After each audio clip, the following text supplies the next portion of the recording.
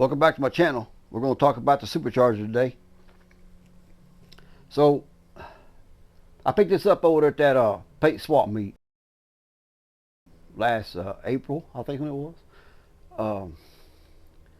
I think I took a couple pictures of it, video it, playing around with it, you know what I mean? So when I bought it, I put it on my storage table in there, and I went back in there a couple days later, and there was oil in it on the table. Oh man, what is going on here? And you never know. And you can look at the stuff at the swap meet, look it over, and I did. Kind of know what to look for, feel for. You know what I mean? Make sure you feel everything. Does it turn? Is it smooth? Do you see scars on your rotors? You know what I mean? Anything. Okay? So me and Matthew, we checked it out real good, looked at everything. What really got me was the intake has never been messed with, or the supercharger. I think the supercharger hadn't. If it has been built, it was built nice. I mean, everything is smooth, good on it. But no porting's been done, no polishing, nothing on the intake. It's the same going in. Nothing's been cut up here. I thought it was a good supercharger. I got it home, like I said, and I went in there, and there was some oil on the table. What in the world going on there? And I got to mess around with it. And what I found, nothing. Man, these are some weight. These older superchargers, they got a little weight to them.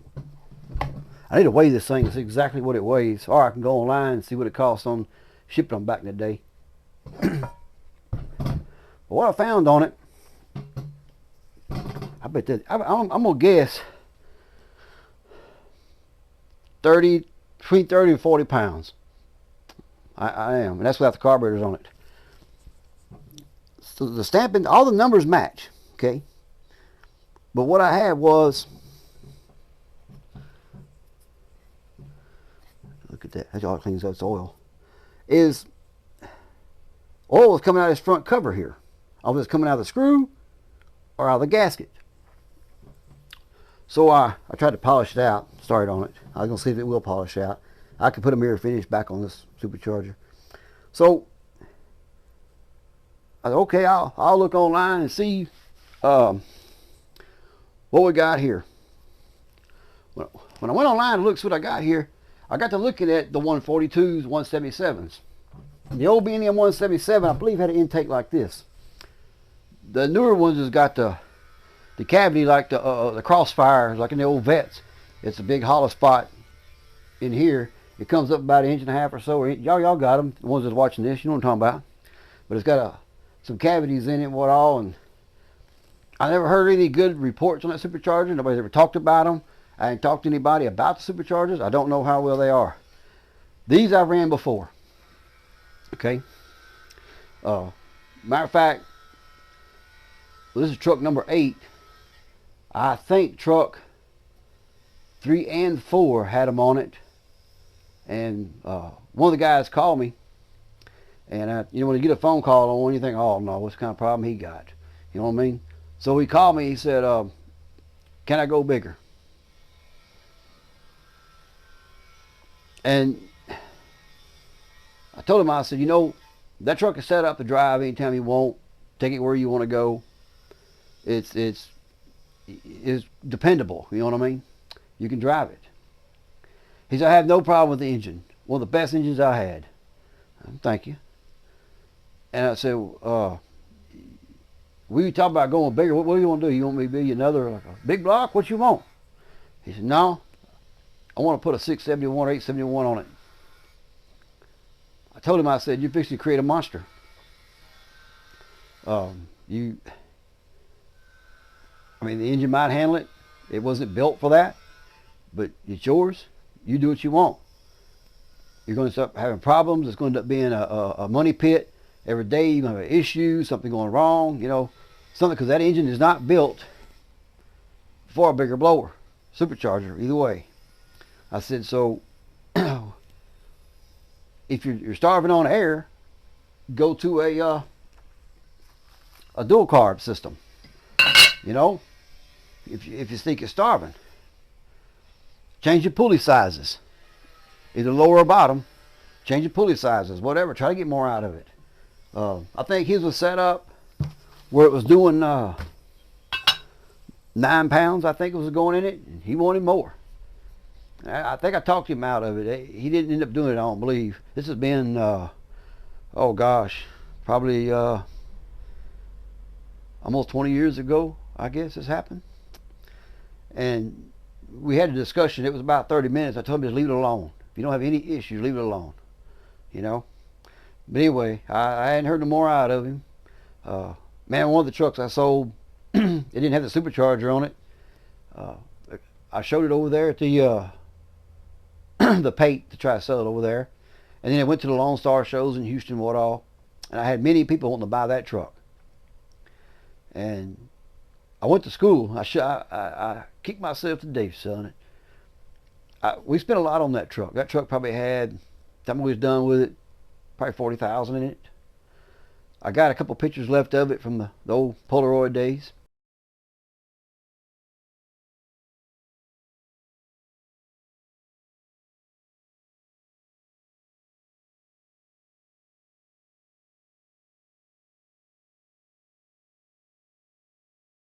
But anyway, I thought I'll throw some in there, let y'all look at them.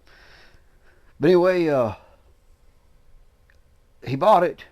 He walked up to me and made me an offer. I'm like, man, don't let that truck go. And the offer was a little more than what I had in it. Not much, but a little bit. I didn't. If you took your time, you pretty much lost some of it. As far as parts, you got your money back plus some. But anyway, he told it 2 months later. Said it got away from him. Man, the step beds, the step sides, they're light. They're light in the back.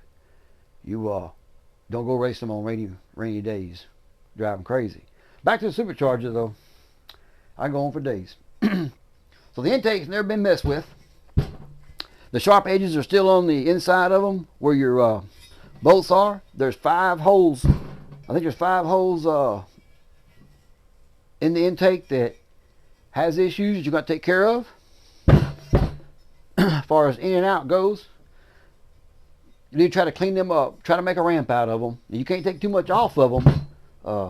And I'll throw a picture in there. You can't take a lot off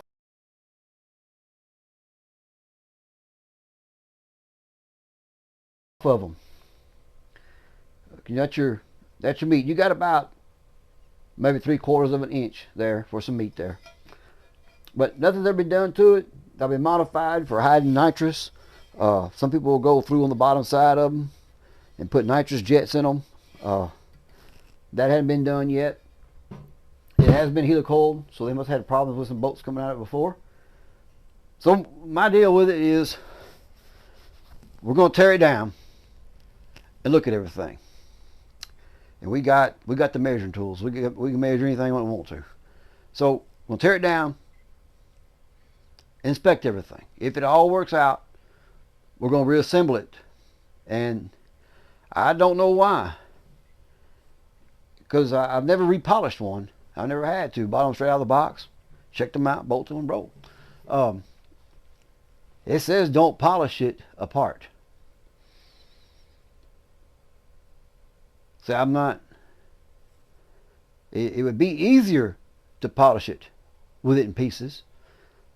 Some reason, I mean, if one of y'all guys know why can't you polish it torn apart? Let me know in the comments. I want to know what it does to it. Polishing it, that you can't do it. Okay, I want to know. Because if I tear it down, and I can see that I can polish something. With it tore down, I'm probably going to polish it. If it's because of the debris, the dust, the chemicals we were using 3 different chemicals to polish it. If it's because of that, maybe you just need to tape it off good or clean it out real good or polish them before you put your new bearings and what all in it. I don't know. I'd like to know though. So there's a couple things we're going to do. If you guys got an issue today of driving your rod, say 10 miles or 20 miles, whatever, okay, and you kill it, and you go back to crank it up, and it's hard cranking, 99% of you has got that carburetor bolted straight down on top of the intake, okay? The fuel today will evaporate, that ethanol bullcorn down there. It'll evaporate at 180 degrees. So when you kill it, your carburetor, your fuel is leaving, okay? Get you a $30, or if you find one cheaper, thermal plate. Get it on that intake. You can bolt your gaskets on it either way, or I don't trust just the surface of the thermal plate, okay? It's real hard, it's not too soft, but with your gasket on there, get your gasket that fits it, and I would gasket top and bottom. That's just me. I would do that. You do what you want to, all right? But they run about $30. But when you kill that engine, your fuel's probably a lot's gonna stay in your carburetor. It may not. I've never had an issue. Matter of fact, if you watch my startup vehicles on this truck, I've let it sit there and run a while, check everything out, make sure everything's still in good shape. You know what I mean? Just run it, charge the battery back up on it, fires right up. Because the temperature changes a lot between your intake and your car when you install one of these. All right, you can get them. You just find them anywhere online, really. Just look up carburetor therm plate, and you'll see them come up. But get you good. You give them different thicknesses, up to an inch, whatever you need. Let's move on here. So if I put my therm plate in there, I'm gonna put it down the bottom. I'm either gonna run 1.5 inch rise, something to help atomize that fuel before it gets to the supercharger. I may be wrong, but back in the day, before this fuel we got, we ran the short one that you always see, the like the quarter jet to a Holly adapters and what all. It's got the slopes in them. They look kind of like these here, but just not these ends on them, you know. But we ran them. So anyway, I got a choice. This is the cheapest way, is to use this on there, which I have to have some longer studs or what all. Use this on it,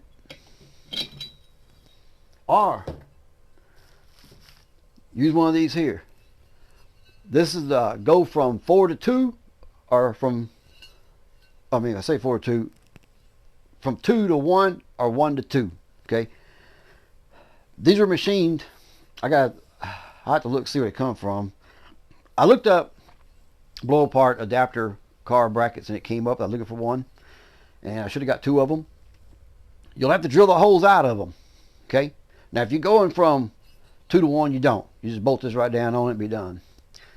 But if I don't run this, and this will be higher, because this right here alone, I think I measured the other day, it's like a 32nd or 64.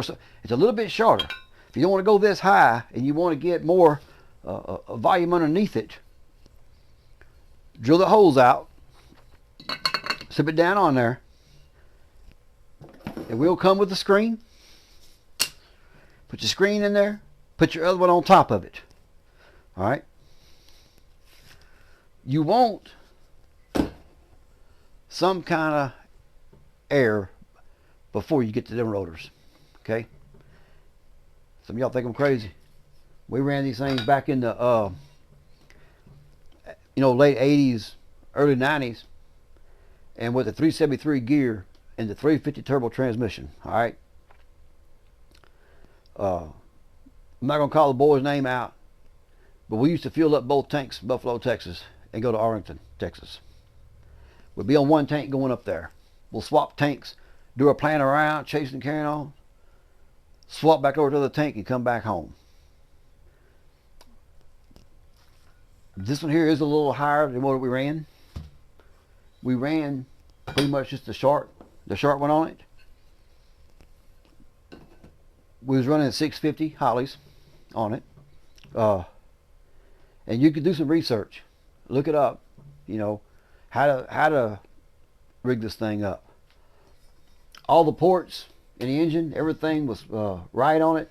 The air was going in and out with no resistance back then. Today, for some reason, you want a tornado before it gets to the chamber on these fuel injections. But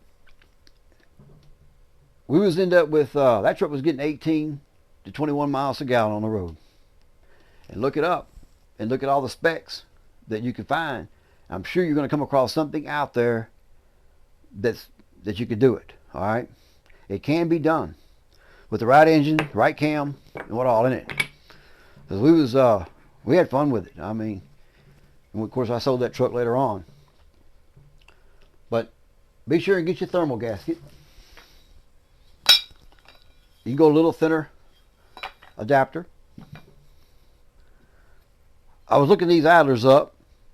These idlers for the old B&M, they run about $500. The intake like $700 or $800. But you can find it all at a swap meet somewhere. Now, let's talk about something else right quick.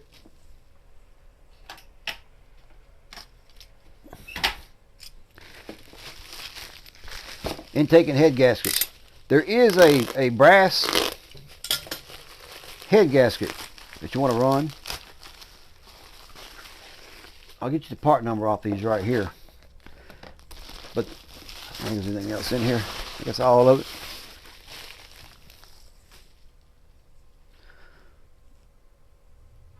This is Pro, and you're going to have to run these on the intake. Okay, if you use a intake gasket out of the box, get you 2 or 3 of them. So you want to run this gasket here. It's going to be the part number on it is, of course, it's a Pro, a 1206 S-3, 1206 S-3. I'll put a picture of it down below there. But you're gonna want to run these, and of course get that other head gasket. I haven't got the head gasket here. I think it's a brass one that will go on this one, and something else too, guys. So I've never used aluminum heads, and all the heads you look up, I don't know if it's because the spring in it, what all, and I've seen a lot of superchargers ran with them, but the aluminum heads, for some reason, with this supercharger, they don't want you to run aluminum heads. I'm not sure why. But anyway, I got the cast heads being built for it. Anyway, so I'm not doing aluminum heads. Engine gonna weigh a ton up there with all this on it. Of course, then you got your in your kit, you're gonna get your snout bearings out here. You're gonna get a new cup, seal and all. You're gonna get your base gasket, your 2 outer gaskets for your bearing case covers. You're gonna get the rear bearings and the front bearings for your bearings. Then you're gonna get your gear bolt new washer. Okay. I'll explain all that when I get in there to it. A lot of you guys building superchargers already know. But this is a easy supercharger to build up. They're small. There's nothing to them. Make sure everything's set up. Make sure you got the right in play in it. So I'm no pro, but I guess I've gotten lucky in the past. I don't know. I just went with it. You know what I mean? What you got to do sometimes is just wing it and go. All right, so I think we covered all this here. And now this setup here with this screen, if you use this setup, and it's a good setup, come in and smoothing these edges off right here on it. But 2 of these, which one's gonna come with another screen also, is gonna run you about $400 right at, okay? Just for these 2 plates. All right, now we talked about the idler here. These idlers on these old ones, they have a little bit, about 1/8 of an inch movement to them. The belt on them tightened up. Never had an issue with them. Now, it didn't come with new idler bearings and all. I've had this apart, and There's no play. There's nothing. Good grease in it. Like it's not, like it hadn't been used. Like it's been sitting somewhere. I mean, the whole thing is. It's just that one leak I found. And of course, then we got our pulley. Shifts, people call it. Lower pulley. Your adapter, if needed, to get it on out to the long nose, or long snout, long nose drive. Okay. And then in here, we just got all of our bolts, all of our tube brackets and everything that bolts everything up. All right. So anyway, we're gonna on our cold, rainy days. I think today's actually the last one. Matter of fact, it's turned out nice out there, and it's what is it going on right now? About 3:40, and it gets dark early, so I really don't have enough time to get in there and finish that electrical. But the next 2 days, I'll probably be doing electrical in it. But anyway, I think there's anything else to discuss on it, and I may be wrong on a few things, but I'm going by my experiences I've had with these. I've always gotten lucky, I guess. I've just learned as I went. There wasn't videos back then we can look them up or whatever. You know, back in the 80s and 90s, we just kind of went by directions and followed along and set everything up right. Of course, the cam we'll be using, it won't be radical. It'll be kind of a smooth cam for it. I'll say it's not a hot rod, but if you need the power, it's going to be there. It's going to be more for just driving around, having fun, showing it off. You know what I mean? So, but anyway, we're going to get back on the wiring, and I'll be uploading these as weather. Okay. So if you see one uploaded, we had a bad day that day. All right. So you may not see another one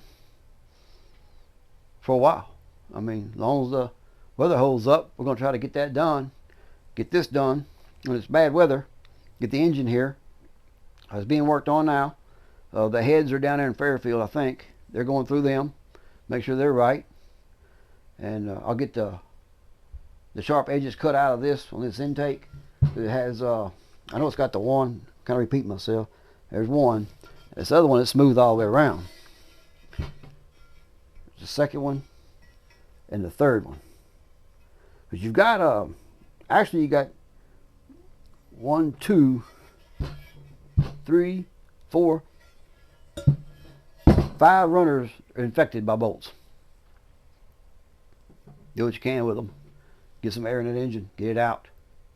But anyway, we'll catch y'all on the next one when we get this thing going. We're going to do it all live in front of you. So if there's anything messed up or whatever. Now, if I am doing the video and I come across something that is messed up,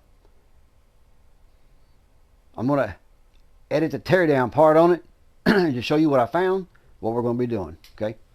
So if you see something done and wasn't on film because we're done with it, something was wrong with it. We're going to show it a teardown, complete go through on it, polishing it, and we got the bad weather days coming, so we got plenty of time. Anyway, thanks for watching. We'll see y'all in the next one. I started out right here checking the in play of it. Checked everything, you know, my rotors, play. I did it all, and I kind of showed how I set up my little dial there and see what we got. I think we had like close to 50 thousandths when I did it the first time. And of course, later on we fixed that problem because I think 50 was a little wide for it. So we just sit here and we check it back and forth 2 or 3 times to make sure, see where we're at, so we'll know how far we need to adjust it. And, you know, take your time with it. Don't get in a hurry. I just threw mine in the cookie sheet there. It's kind of stable, and turned the magnet down on it, and she held up all right for me. So we got her in play, and we're ready to probably take the pulley off of it. Now, when you go take the pulley off of it, it doesn't hurt to I put a rag in mine so it wouldn't turn. They're not torqued that heavy. We'll look up the torques here in a little bit on everything and see where it's at. But what you'll see me, I'll probably throw a rag in it and turn it and get it out of there. It's just one little single Allen hex in there. I think it's a 5/16. I think it is. I thought I had it laying right here. I'll tell you what it is while you're sitting there trying to get it off of there. I may have put it up somewhere too. I thought I had it laying there. Maybe I put it up already. I may have. I think it's a 5/16, but the rag in there though, you can break it loose pretty easy. You can see right there. And then after you do that, take and see if your pulley will come off. And if it won't come off, screw your bolt back in it and pull out on the pulley. Pull out on it. And see, I tried to see if it just come off, which is a good thing. You don't want it to just come off of there, okay? Probably the worst things you could have done. If it just came off of there, you probably got a problem. So, we'll grab me a little dead blunt here and try to pull out on the pulley and tap it in. And that pulley should come right off of there. You don't hurt a thing. You know what I mean? Just tap on it. It'll come off. It'll come off pretty easy.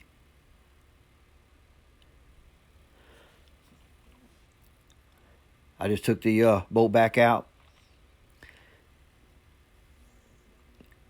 I gotta put it back in there and just barely tap on that thing. It's probably about off of there at this time.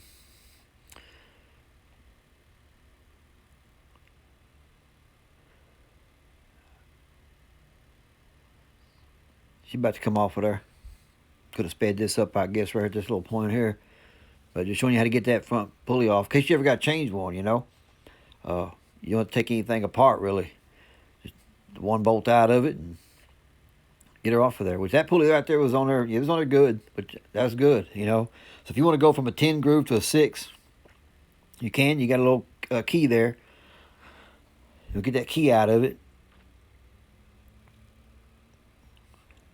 It was in there pretty good. I'm glad it wasn't loose. I don't think the Supercharger had any time on it, really. And this application that we're dealing with here, after researching all of it, which the ones I had 6 groove pulleys on them. This one here, it had like a 9-10 groove. These were in the boats back in the late 80s, early 90s was when these boats was. And we went out to a boat show. Matter of fact, down at the Houston boat show, we looked at some boats that had twins in them. A lot of the bigger boats had twins with the little superchargers in them. And with that, what I come up with from hours of trying to find this particular one, because I've had the newer ones with the bolts on top, the mounting bolts to your intake. And this one's got the 2 bolts in the front on top, and the back they're on the bottom. And I could not find this supercharger anywhere. You know what? And finally, I found some numbers on it, and I ran them, and with everything that it came up to, the exact application was that it was on a Merc Cruiser, and it actually some had 305s, some had 350s in them. So that's what was in there. And right here, we're just gonna take off our snout. Now, don't use the impact drill anything on these, you'll break them. So what I did, I just tap on them and they'll come right out. Just keep tapping on them and they'll come out.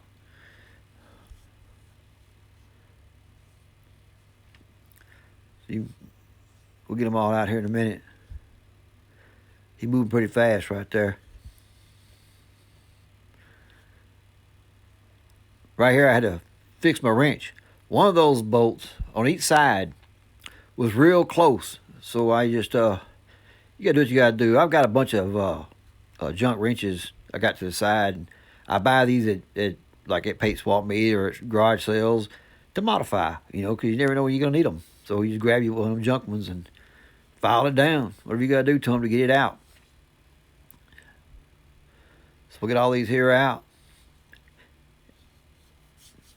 Get this snout off of here, take a look at it. Now, also, when I researched it all and came up with what oil was in the front of this thing, because what was leaking out of it was supposed to be in it.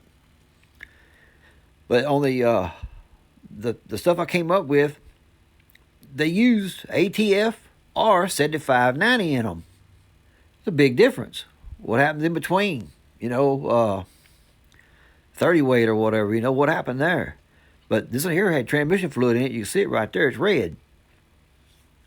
And I said, well, what in the world? So I've done some more research on it and done everything I could and hours of it, researching it and trying to find out what goes in it. And all of them, most of them today, is putting, like I said, the 590 in them. So this one had no metal in the oil. The oil, like it was brand new. It was clean. Nothing was worn in this. The teeth, there was no wear patterns on the teeth yet, on the gears. Everything in it was clean. There's no wear on the splines, not at all, like it was just put together. And I'm thinking this supercharger here has more moving around, packing and throwing around from box to box, from house to house, whatever they've done with it, than it does rotating. I think it's got low hours on it, very low hours on it. I mean, there was everything I touched on it was like it was brand new inside. Anyway, we fixed to mess around, take this cap off probably next. Just take your time, make sure everything is right, before you do take it off. If you got to mark things or whatever, which you shouldn't. I mean, you got the bottom of your supercharger, top of your supercharger. You shouldn't have any issues. What I did do, though, I took notice on how the snout was offset and the front cover, if it was offset any at all. It had dial pins in it, but the snout, on the top of the snout, coming off the supercharger, it dropped down to the snout, probably, I don't know, I'd say just enough where you grab with your finger, but on the bottom side of it, when you come off the supercharger, you caught it. You caught the snout. So the top part, it was a ramp coming off, and it just had a little bit of difference there. And when I went to bolt it back up, of course, it went right back in where it was. It's kind of like I guess the machining on it, that's when it happened. But same thing with these right here, just try to break them all loose, and that right there and down that bottom would be on the top one there. The bottom one, we'll get to it here in a minute. I thought I was on that one right there already. On the bottom center one, where the oil leak was, that right there, but thanks which one it is. It's on the bottom. I thought I was going to break it. But it came out all right. Was the top? It came out all right. I think the bottom was the one that I had a hard time with. Right there where the oil leak was. It's like they tied it down so tight where I thought I was going to break it.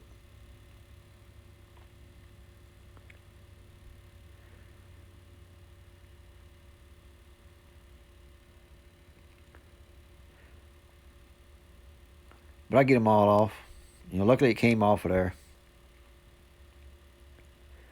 It was a mess. I thought I was going to break it, though. So if your cap don't come loose on it, I think I had the tool in the back. We'll see in a minute. You could tap on the dial pins, and the dial pins will actually help push your cap on off if it don't want to come off. But they should come right off, pretty easy there without messing anything up. Just rock it back and forth without messing it up. Don't put a whole lot on it. You'll make sure I put little dents in it. So just take your time on it. And you mess up, you got to fix it, where it look all right, and you go back. But I think the front cap here just came right on off, pretty easy. And then check out my gears, make sure nothing was out of place. It did have a timing mark on it, 2 on one and 1 on the other, where I guess when they assembled it or whoever had it down before done it or whatever, it does have a timing mark on it. I was looking at that plate, that cover right there, because that leak, I'm not sure, I couldn't tell but that gasket was broke or what was going on. I wanted to be able to tell where it was leaking at, and I really couldn't find it. I know it was leaking and that bolt was tight. I guarantee they cranked down on it to where they about broke the bolt. But there was there's no wear pattern really on the gears yet. There's no tracks, showing where the gears have been merging. And the splines like they're brand new. Everything was still perfect in it, just had the oil leak. But we still tear it on down the back now, and new seals, got the bearings. Do it up anyway. We got it down. Might as well get it all done right. So I'm just checking the play there and all. See how tight it is right there. And being there was nothing, no movement. I mean, it was like a brand new supercharger. I didn't find any issue with it. But still, look yours over. Look it over good and see. I smell the oil. It wasn't burnt. I mean, it's like it was transmission oil, but I don't understand why you can go from ATF to 90. I think we ran 90 in them back in the day. I've never seen one with transmission fluid in it. But I guess the marine application may have had it, but I just got regular some supercharged oil for it to go back. Whatever everybody says they're running. I mean, if they're running it and it's lasting, go with what they're saying. And maybe somebody's watching this that knows the supercharger. And do we need to run synthetic transmission fluid back in it? I don't know. We don't have no hours on it. There's no wear. So who knows, it had the wrong oil in it. It just didn't run long enough to mess anything up. I don't know. So I just pulled them out of the box and bolt them up and roll with them. I've had one more, I think, in the past that I had to check on. I didn't go this deep on it. I think we just had the front cover off of it. That's that snap-on ratchet there. And I couldn't get the sockets on and off of it, so I grabbed me another cheap ratchet. You see right here, I'm finna grab it. The cheaper ratchet's got me got a button on it, where I can get the sockets on and off with greasy, oily hands.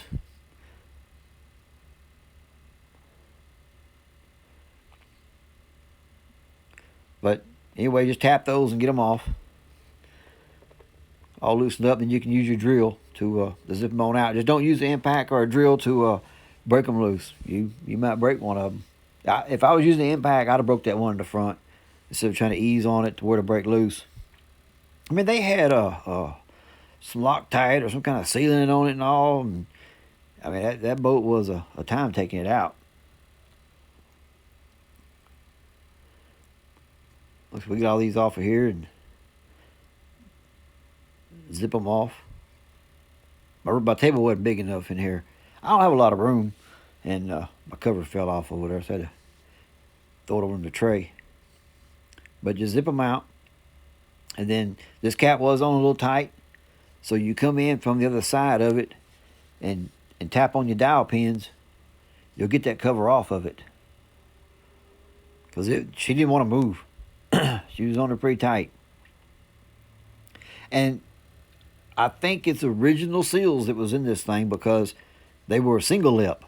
And of course all the kits now are double lipped. So I think this back cap had never been off of it, I don't think. I don't think Supercharger had been tore down actually. So just grab you a punch or something and just tap on the dials, and that'll help push your cap off. Because if you keep wedging on it or whatever, you can break it. You break your cap to get the cap and all. You just might as well wait till another swap meet, find you another one there. They do sell parts for it. You can get just a case if you want with the rotors.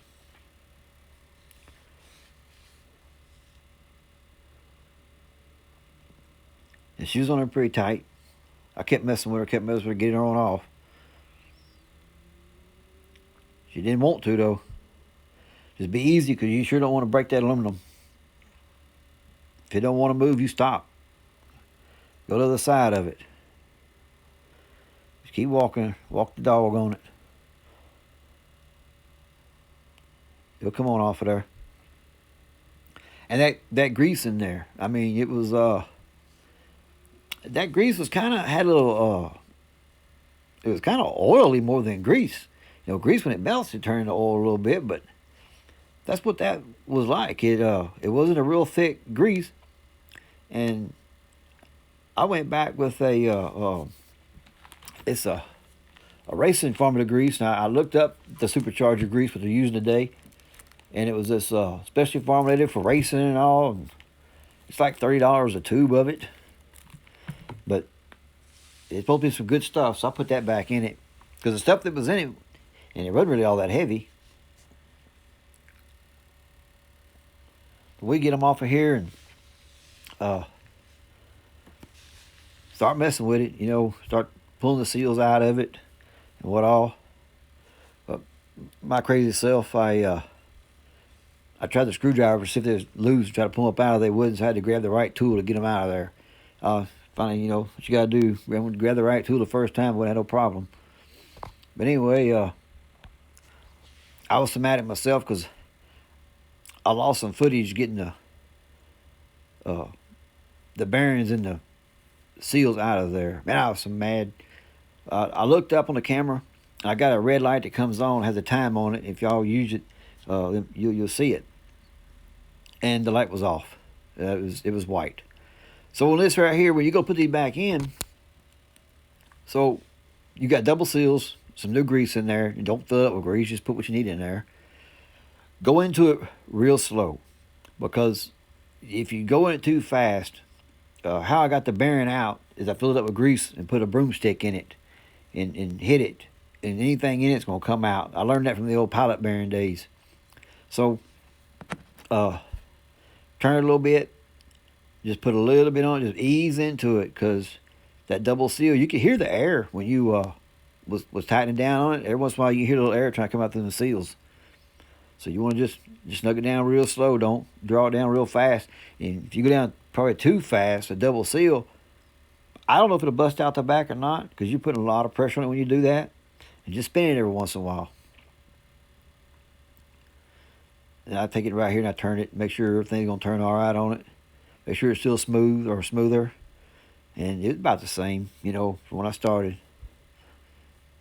I mean, you're going to put the bearings and your seals in there. They only go one way. Well, I say that. You can't put the bearing in backwards back there.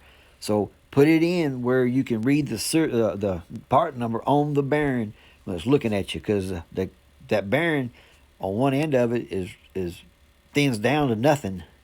On the front side of it, it's got a lip on it. So put it where you can see the part number when you drive it in.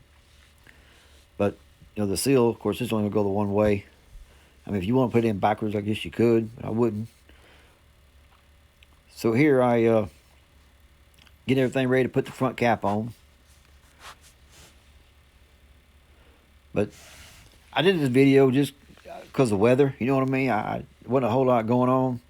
And the cool, rainy days, I got things doing inside. And I've had this thing since April and hadn't done it yet. And just thought I would do a little video of pulling it down and reselling it. Of course, the front one, you don't have that problem. You can just run these down, and I'll get those torque specs on it. If I don't mention the torque specs in the video later on, I'll put the torque specs down inside the comments or the description. I'll put them down there where the caps are, the front bolt, if I can find it, the gear bolt.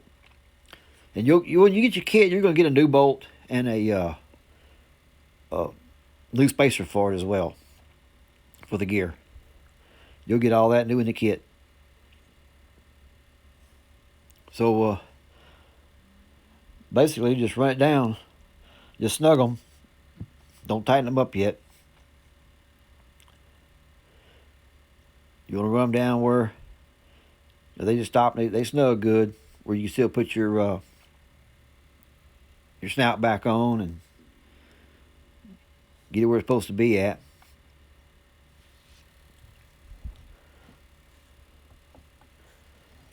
It was a pretty good little chore, you know. Time you get all the gaskets off of it and your bearings pulled out, you get it tore all the way down. I was just so mad I lost that one video, which I guess it made it out all right, because it's still, by the time I edit this one right here, I was still at an hour, you know. But right on top of that snout, where it hits the supercharger right there, the lip is up on the snout. Okay, so when you turn it back over, the going from the supercharger to the snout, it just drops down a little bit. And there's really no way of changing that. It's the machining. You would think it'd be straight on both sides, top and bottom, all the way around. It'd go in there, flush, perfect. But it's the way it was machined, the way it went together. Because this is not dial in front. It's just straight slips in. And there's no gasket for that front. They are just silicone. There's no gasket at all for them. So you put silicone on them. But make sure your surfaces are real good and clean. Use brake cleaner, alcohol, something. Clean the heck out of it. Because it has a vent on the top about, I don't know what, a little over half, 5/8 way down, that for your oil, so when it builds up pressure. So it shouldn't leak out any. Well, you'd think that bottom gasket was just leaking, sitting there. But as far as running, it shouldn't mess it up. And when I had this apart, he did have issues with, he had to, on the front seal of the snout. Because the one I took out, it looked like beavers been gnawing on it. So I didn't see anything that was on the pulley that had been gnawing on it. Nothing. But anyway, this is where we are. We got it all done, and what I'm going to do here is I'm going to spin it, and of course it's upside down, and check it out. Make sure there's no unnecessary noises or anything like that in it. But I want to thank you for watching. Some of this stuff I know a little bit about, some of it I don't, you know what I mean? But I learn as I go, and this is the third supercharger that I've messed with. But it's been stretched out in a 30-year period of time. But let me know in the comments if you guys do these superchargers, these 142s for the marine application. What oil are y'all using? Y'all using ATF? Y'all using that 7590 or just blower oil, supercharger oil, whatever? Let me know, because the literature I got on it says usually either or. That's a big difference.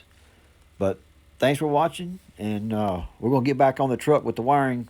Supposed to be good weather the next few days.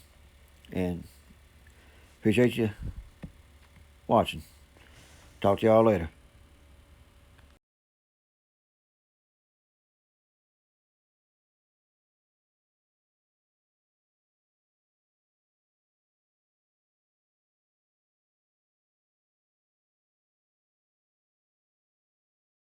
There's a page I follow called Bad Chad. Well, if y'all ain't found Bad Chad yet, you need to look him up. Bad Chad on the YouTube channel. Real good. I go over there every day. Great place to be. Check him out.